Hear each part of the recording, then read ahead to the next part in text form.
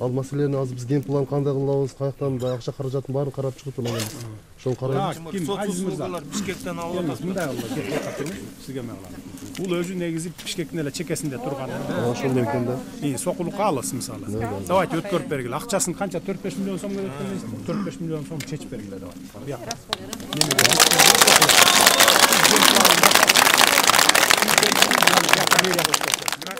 Жакшы турасыздарбы? Үшүп эйлесиңерби? Көмүрүңөр барбы? Бүгүн 3000ге түшөт көмүр. Бир складка алып келип түшүрүп атабыз. Кара нечени. Бишкек менен складдын адресин билбейм, анан соцсеттерге тиги телевидениеге чыгат 3000ден өкмөт организовать этип атабыз дагы, түшүрөбүз 3000. Бул бай 6000ден сатып аткандар баягы ташып келип сатып аткан камазистер болуп атпайбы. Түшүргүлө десек түшүрбөй койду. Анан өзүбүз колго алып 3000ге түшүрүп иштайлы деп атабыз. Сатса алар да 3000ден сатат, болбосо региондорго ташып сатышсын да ошондой. Эмнеге чогулуп отурганыбызды билесиңер, Кызыл китеп керекпи?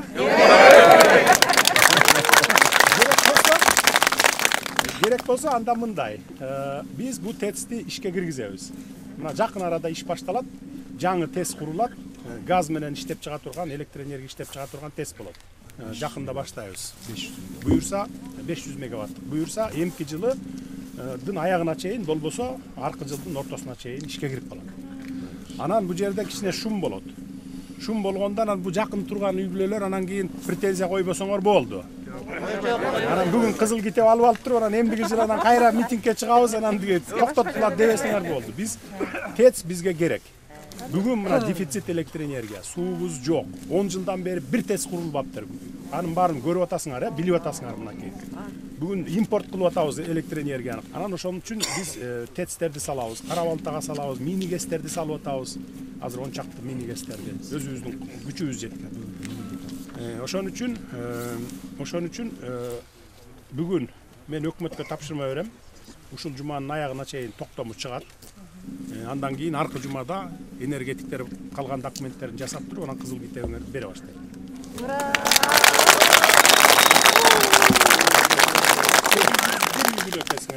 801 үй бүлө экенсиңер, 730-ардыкы баары даяр экен, 71-и жок экен. Чет өлкөгө чыгып кеткендер экен дейт, 71. Алар да келип документтерин тактап алсын. Мындан ары жер басып алуу деген болбойт. Ким жер басып алса, сразу алып барып камайбыз, эчтекесине карабайбыз. Эми бардыгы мыйзамдуу түрдө болуш керек. Мына ошол жер басып албасын деп биз ГИКтин саясатын такыр өзгөрттүк. Мына ГИК эмелерди бере баштады, квартираларда. Кудай буюрса эмки жылы келаткан жылы дагы 5,5 миллиард сом бөлүп беребиз аларга. Чтобы квартира алам дегендерге, үй жокторго сразу эле квартира 10 жыл, 15 жыл, 25 жылга чейин берип тургудай кылып атабыз. Ошондо анан басып алуу болбойт да. Бүт областтын центрларында үйлөрдү беребиз, квартираларды алып беребиз. Мынакей деп туруп мисалы. Райондун центрларынан алып берсек дагы болот. Ошондой саясатты жүргүзүп атабыз. Чтобы баягы элдер жер басып албагандай болсун деп атабыз. Ошон үчүн эсиңиздерде болсун. Жер басып алып аткандарды катуу жазалайбыз. Ошону губернатор дагы, мэрлер да, акимдер да көзөмөлгө аласыңар. Мындан кийин андай болбосун. Мыйзамсыз иштер болбосун. Мына эми 12 жылдан бери чече албай келаткан экенсиңер. 16 жылдан бери мынакей.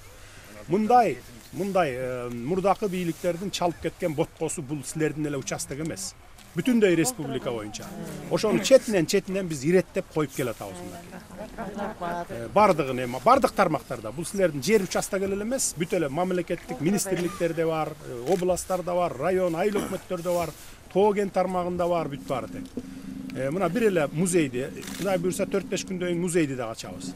Мына аны да билесиңер, бир жыгач атты 14 000 еврого алып келип койгон. Бир жыгачты тиги союлду алып барып $600 алдык деп койгон анын баарын. Биз ошого 23 миллион силердин акчаңардан бердик немистерге. Мына ошону ачыш үчүн. Убакыттан кийин болжол менен Кызыл китеп ала баштайбыз. Кызыл китеп, так, бир ай болуп калабыз. Алиев Азиз мырза.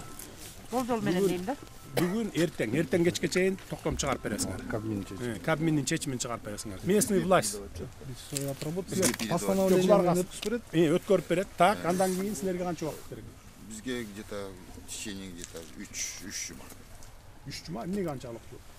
процедура ушундай болот. Согласование канча эле бери калган эмелде. 3 жума. Так, 3 жума болсо бүгүн 15-і. Анан кийин 15-і. Где-то бир декабрдын бир 10-дорунда уже кызыл китеп берип баштайт десиңер да? Буюрса, аны рас болгон.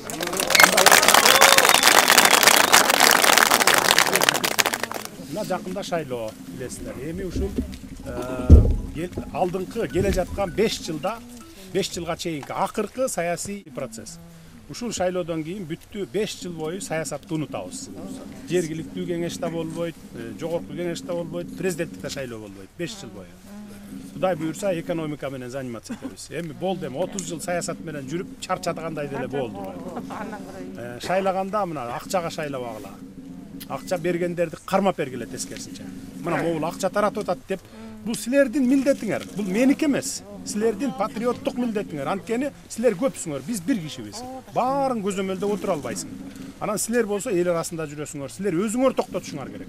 Шак колдон кармап туруп, мына милиция кызматкерлерин өткөрүп бергиле, алып барып камап коелу. Мен көчө күнү дагы айттым мына. 1,5 жылдан 2,5 жылга чейин камаганга уголовный кодексте статья бар ушундай. Сатып алып атканын дагы камап соттоп койсо болот. Ушундай метод менен токтотпосо токтобойт экен. Эл акчага кызыгып кетет экен барып тиги клубдун маңдайына же тиги школдун бурчуна туруп алып кимин канча көп бересиң, ошону шайлайм дейт экен. Андай адамдар да жок эмес экен, болот экен. Ошолорду кармагыла дедим. Азыр эми кармайт. Мурунку шайлоодо тескерисинче болчу, билесиңер, сатып алгыла деп бийлик сатып алчу.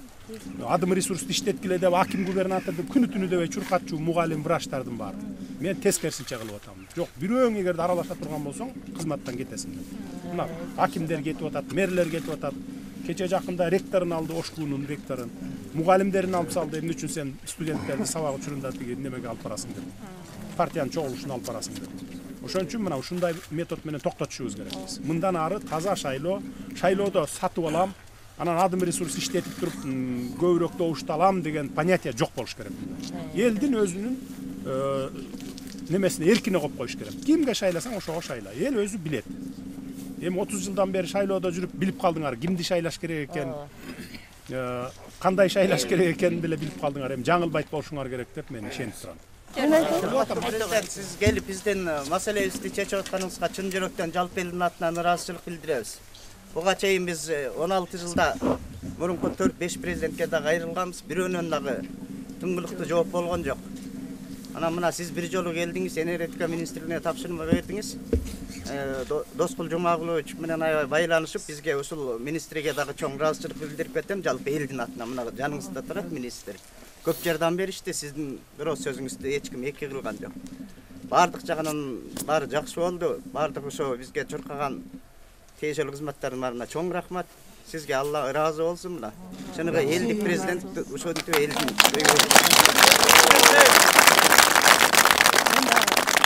Алларга сатып бата берип коюн деген. Сиз барган жердин баарында аксакалдар, агылечек апалар дайыма жакшы сөздөрүн, жакшы каалоо тилектерин айтып атышат. Ошолордун баары кабыл болсун. Мен дагы ошол аталардай, апалардай болгонго жакшы каалоо тилектеримди айтып берейин. Сиз бир жылдан бери иштегенден бери Кыргызстанга көп жакшы алгылыктуу иштер жасаптыр. Ага эл көп, эл ыраазы. Жаштардын келечек, мундардын келечекке болгон үмүтү барган сайын артууда. Ушул темпиңизден жазбаңыз деп тилейбиз. Сиз каяка четке барсаңыз дагы, каякта жүрсөңүз бүт ийгиликтер коштоп келип атат. Ага биз аябай абдан ыраазыбыз. Жана жол тоскондор, каралагандардын баары бар эриске уурлар, талаптоонуучулар, ошолор өздөрүнүн жеп аткан талканынан ажырап калган ичи күйүп эле арандай ушактардын баарын таратып атат. Аны эл түшүнүп эле турат, билип эле турат. Эми келе жаткан шайлообуз дагы тынч жакшы өтүп кетет деп ишенебиз. Эми мындан аркы ишиңизге да ийгилик. Ушу сиздей жигитти тарбиялап, элге даярдап берген ата-энеңизге таасим. Ушундай жигиттер бизде көп болсун. Эл үчүн кызмат кылам деп чуркаган жигиттер, жаштар көп чыксын. Сиз ошолордун көбүнө үлгү болосуз деп ишенем. Эми үй бүлөңүзгө, бала караңызга ден соолук, тынччылык, өзүңүзгө ийгилик. Дайыма каякта жүрсөңүз дагы Алла Таалам колдоп, жар болуп, жакшылыктардын эле үстүндө жүрө бериңиз. Эл сизге аябай ишенет. Биздин мамлекетти алдыңкы мамлекеттин катарына кошот деп ишенебиз. Көп элдин баары ушуну каалайт. Аман болуңуз, ишенибиз. Мындай дагы бир көйнөй бар да. Биздин азыр жаш балдарыбыз, биз өзүбүз кош бойлуулар, корукчандар бу Горбольницага карайбыз да. Азыр пока Ленинский районунун эмесинде отурабыз да. Анан эгер Сокулукка кирип калсак, биз Сокулуктардын больницасына, Сокулуктун школуна, садигине барышта кичине көйгөй жаратат да бизге ошол аягында бар.